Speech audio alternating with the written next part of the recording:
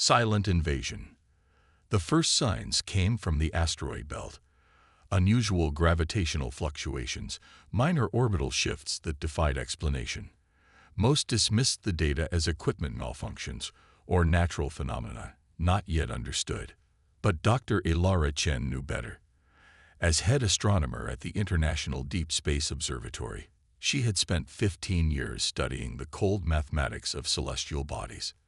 Numbers didn't lie, and these numbers told a story that kept her awake at night.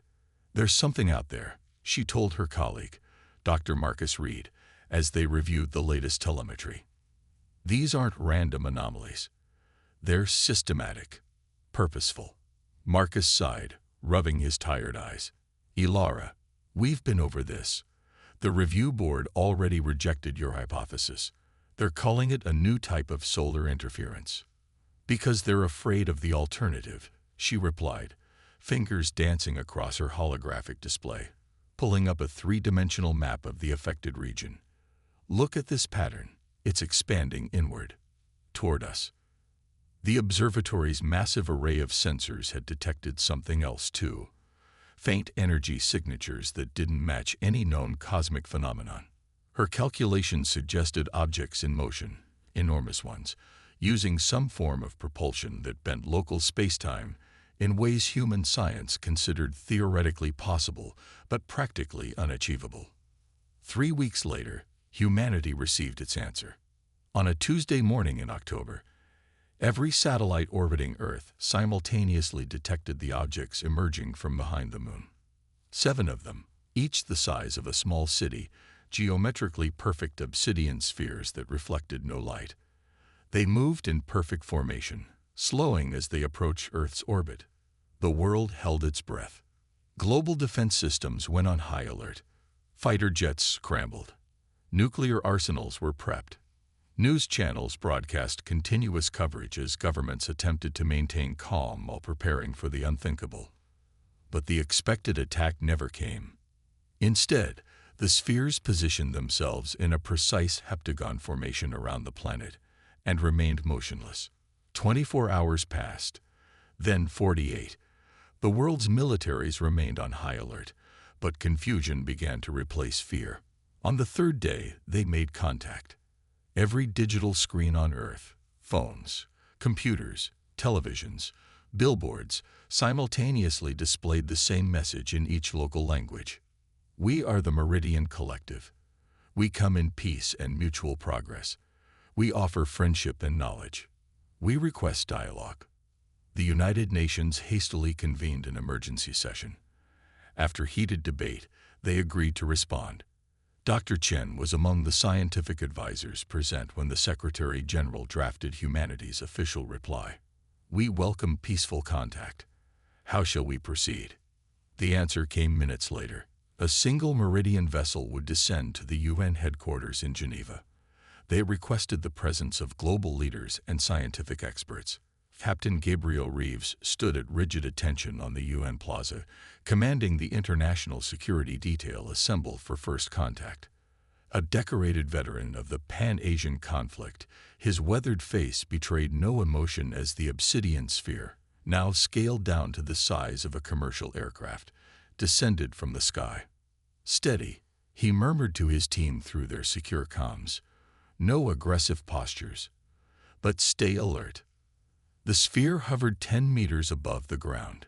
Its surface rippled like liquid, and a section melted away, forming a perfect archway. 3 figures emerged. They were bipedal and roughly humanoid, standing about 7 feet tall. Their bodies appeared to be composed of a metallic substance that shifted and flowed like mercury, occasionally revealing glimpses of complex internal structures. Where faces should be, they had smooth, featureless surfaces that pulsed with soft blue light. "I am emissary," the central figure said, its voice resonating directly in the minds of all present. "We extend the greeting of the Meridian Collective." What followed was a diplomatic exchange unlike any in human history. The Meridians spoke of a vast interstellar community, of technologies beyond human comprehension, of prosperity through cooperation. They offered knowledge, clean energy solutions, medical advances, and faster-than-light travel technology. In return, they asked only for access to study Earth's unique biosphere and mineral composition. Global celebrations erupted when the news broke. Stock markets soared. Religious leaders declared divine intervention. Scientists clamored for access to the alien knowledge. Politicians jockeyed for position in the New World Order. Dr. Chen wasn't celebrating. "It's too perfect," she told Captain Reeves a week later, as they walked through the newly established Meridian Exchange Center in Geneva. Around them, scientists and engineers from around the world worked alongside Meridian delegates, marveling at the technologies being shared. They have answers for everything. Solutions to every problem. Don't you find that suspicious? Reeves nodded slightly. His security team had been relegated to ceremonial duties, with the Meridians politely but firmly taking control of their own protection. "My instincts agree with you, Doctor, but the evidence suggests otherwise. Look around, clean energy prototypes already functioning at 400% efficiency compared to our best technology. Medical treatments curing diseases we thought incurable." "That's exactly my point," Chen whispered, pulling him into a quiet alcove. "They knew exactly what we needed most, almost as if they'd been studying us for years before making contact." "You think they were watching us?" "I think they still are," she replied. "And I think what they're sharing isn't random. It's calculated." Over the next 3 months, Meridian technology integrated rapidly into human society. New energy plants came online, eliminating power shortages worldwide. Medical breakthroughs saved millions. Food production technologies ended hunger in previously devastated regions. The world had never known such prosperity and hope. Dr. Chen worked tirelessly, analyzing everything the Meridians shared. She began to notice patterns in the technology, subtle commonalities in the underlying architecture. Each innovation seemed designed to connect to others in ways that weren't immediately obvious. She brought her findings to Captain Reeves, now heading security for the North American Exchange Center. "They're building a network," she explained, spreading her notes across his desk. "Each piece of technology they've given us connects to others. Energy systems interfacing with communication grids. Medical devices that link to transportation infrastructure. It's all becoming one integrated system."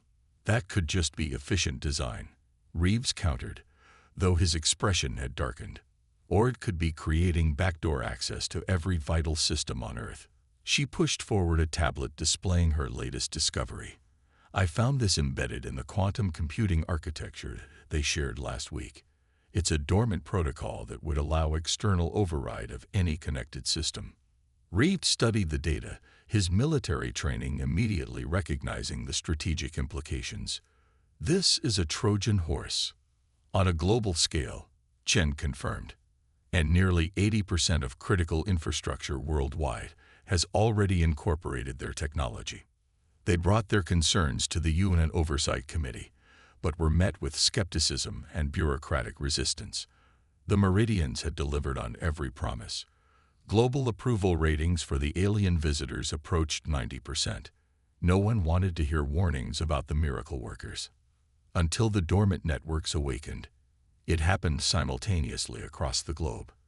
At precisely 3:17 Greenwich Mean Time on a Wednesday morning, 4 months after first contact, every Meridian-enhanced system activated new protocols. Power grids shut down. Communication networks went silent. Transportation systems froze. Medical devices stopped functioning. The world plunged into darkness. Minutes later, the second phase began. From each of the 7 massive Meridian spheres still orbiting Earth, hundreds of smaller craft deployed. They descended rapidly, targeting major cities, military installations, and resource-rich regions. These weren't the peaceful delegates humanity had welcomed. These were invasion forces. The attack was methodical and precise. Defense systems compromised by Meridian technology failed to respond. Military equipment incorporating alien enhancements turned against their operators. Resistance was scattered and largely ineffective. In the chaos of the Geneva blackout, Dr. Chen and Captain Reeves narrowly escaped the collapse of the exchange center. They watched in horror as Meridian ground forces deployed throughout the city. This was their plan all along. Chen gasped as they took shelter in an abandoned subway tunnel. Everything they shared, it was preparing for this moment. Reeves checked his weapons, conventional firearms he had insisted on keeping despite the Meridian's superior alternatives. They studied us, found our weaknesses, exploited our hopes. Oldest military strategy there is. But why? What do they want? The answer came from Dr. Marcus Reed, who found them in their makeshift hideout 2 days later. He was wounded, his lab coat stained with blood, but he carried critical information. The heart of the protocol was breathtakingly simple. Identify the enemy's technological principles, then develop countermeasures using only technologies the enemy wouldn't recognize or couldn't control. Fight tomorrow's war with yesterday's weapons, but guided by today's knowledge, Hammond said. While the Meridians consolidated their control above ground, establishing massive drilling operations at 12 strategic locations around the globe, humanity organized its response from the shadows. Resistance cells formed worldwide, communicating via pre-digital methods, radio transmissions using constantly shifting frequencies, physical message couriers, even Morse code. Dr. Chen led a team analyzing the Meridian technology, seeking weaknesses in its seemingly impenetrable defenses. Captain Reeves coordinated military responses, focusing on guerrilla tactics that avoided direct confrontation with superior Meridian weaponry. Their breakthrough came from an unexpected source: Dr. Reed's analysis of the original asteroid belt anomalies that had preceded the Meridian arrival. The distortions weren't just from their propulsion systems, Reed explained, spreading star charts across the command table in the Prometheus facility. They were actively scanning, using some form of quantum entanglement to map our solar system before arrival. How does that help us? Reeves asked, the strain of 3 months of desperate resistance evident in his voice. Dr. Chen's eyes widened as she connected the dots. Because quantum entanglement works both ways. If they established an entangled network, we can potentially access it. And do what exactly? Hammond questioned. The Meridians operate as a collective, Chen explained. Their technology, their ships, even their bodies. Everything connects to a central network. That's how they maintain perfect coordination. If we could access that network, we could disrupt it, Reeves finished. Create chaos in their perfect system.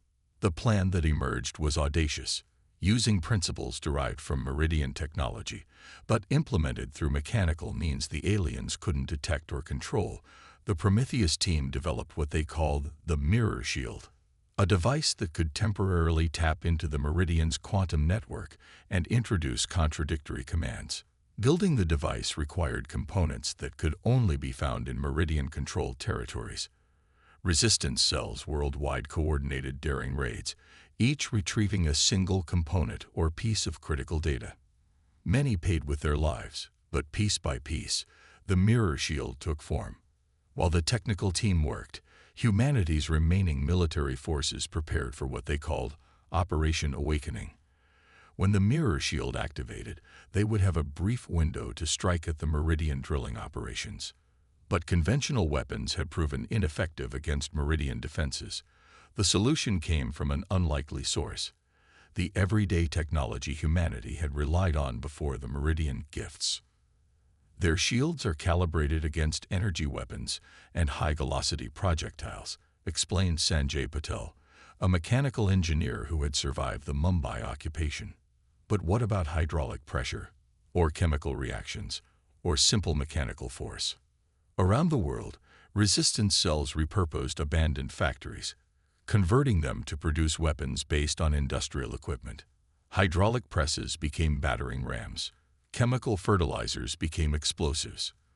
Construction equipment became assault vehicles. None of it was elegant, none of it was advanced, but that was precisely the point. The Meridians wouldn't see it coming.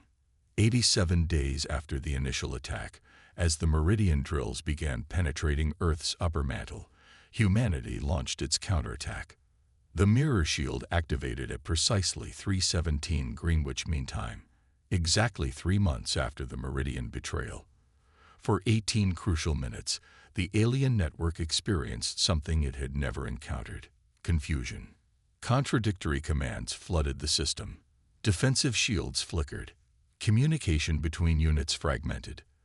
The perfect synchronization that made the Meridians unstoppable temporarily shattered. Across the globe, resistance forces struck. In the Ural Mountains, modified mining equipment smashed through temporarily weakened Meridian defenses. In the Amazon basin, improvised chemical weapons corroded alien drilling platforms. In the South Pacific, repurposed submarine engines created pressure waves that disoriented Meridian sensory systems. None of these attacks would have worked against the Meridians at full strength. But in those precious minutes of confusion, humanity landed blow after blow against their seemingly invincible enemy. "It's about the planet itself," he explained, spreading geological surveys across their improvised table. "The Meridians aren't interested in conquering humanity. We're just in the way. They want Earth's core, specifically concentrated deposits of elements we consider rare but must be essential to their civilization. They're setting up massive mining operations to extract what they need. Once they have it, they'll leave." "And what happens to Earth when they remove these elements from our core?" Chen asked, already dreading the answer. Marcus's expression was grim. "Planetary instability. Eventual collapse. They're not just invading our world, Ilara. They're harvesting it." Reports from around the globe confirmed their fears. The Meridians were establishing massive drilling operations at strategic locations, using technology that could penetrate deeper into the Earth's crust than anything humans had developed. Any resistance was met with overwhelming force. Humanity faced extinction not through conventional warfare, but planetary consumption. Conventional military responses proved futile. Weapons incorporating Meridian technology, which included most advanced systems developed in the months since first contact, were remotely disabled. Nuclear options were considered but rejected. The Meridians had already demonstrated the ability to neutralize such threats. Hope seemed lost until Captain Reeves remembered something from his military training, a contingency so secret most believed it was just a rumor. "The Prometheus Protocol," he told Chen and Reed as they joined a growing resistance movement operating from the Alps. "Developed during the Cold War and maintained in absolute secrecy.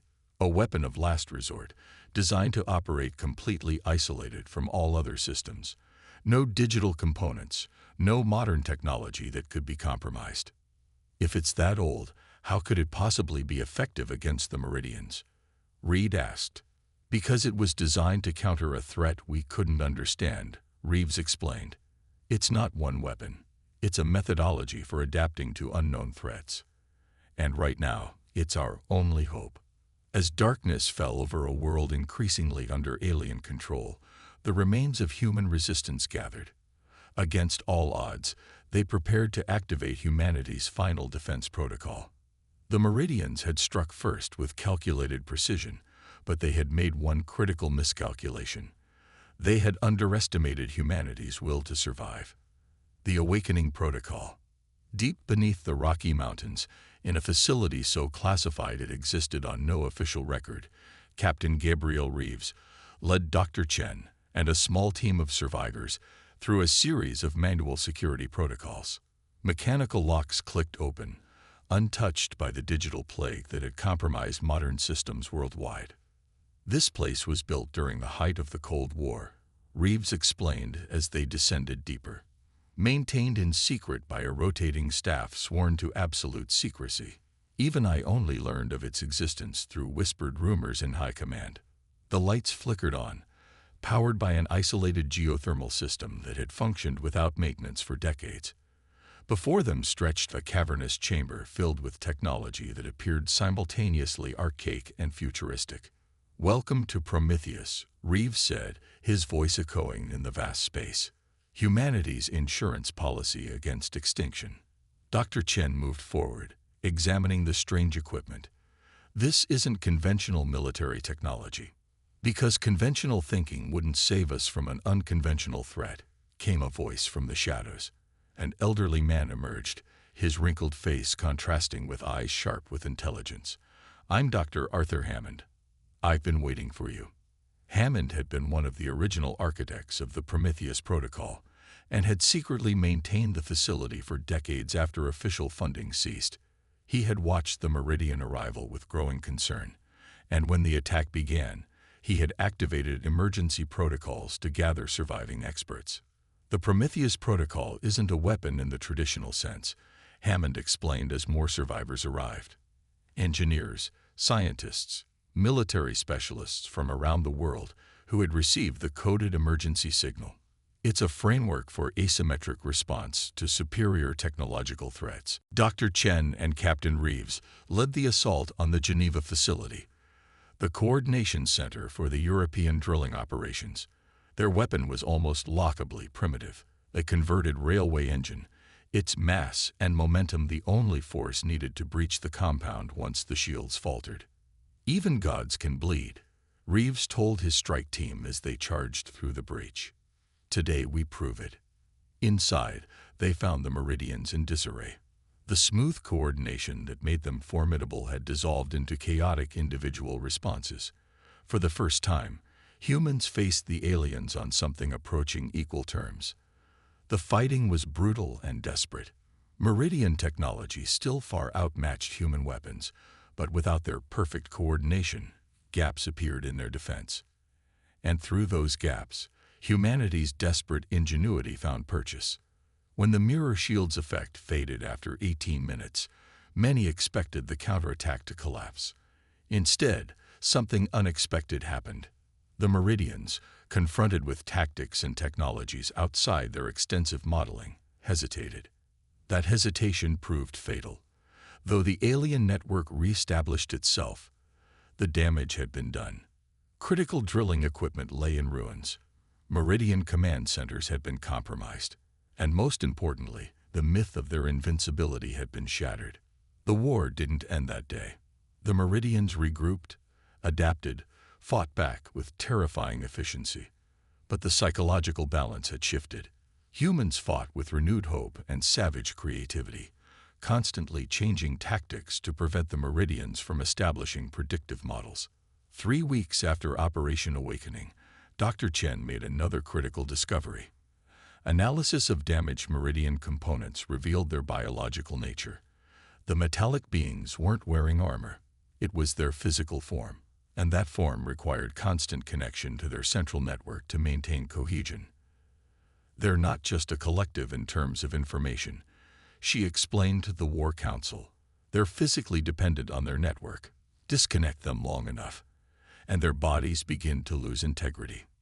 This insight led to the development of localized quantum disruptors, devices that could create dead zones where Meridian physical forms destabilized. The aliens began to retreat from areas where these disruptors were deployed, consolidating their forces around their remaining drilling operations. 6 months after their initial attack, the Meridians abandoned Earth. Their departure was as sudden as their arrival.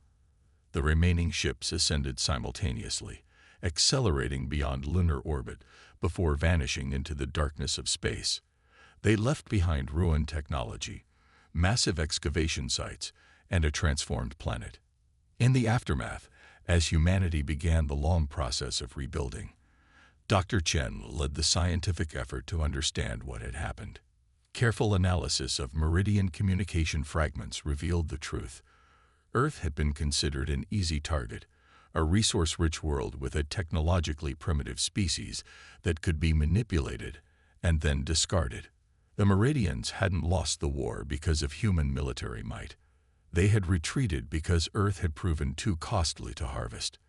The unexpected resistance, the constant adaptation, the willingness to sacrifice and innovate, these human qualities had rendered their perfect models useless.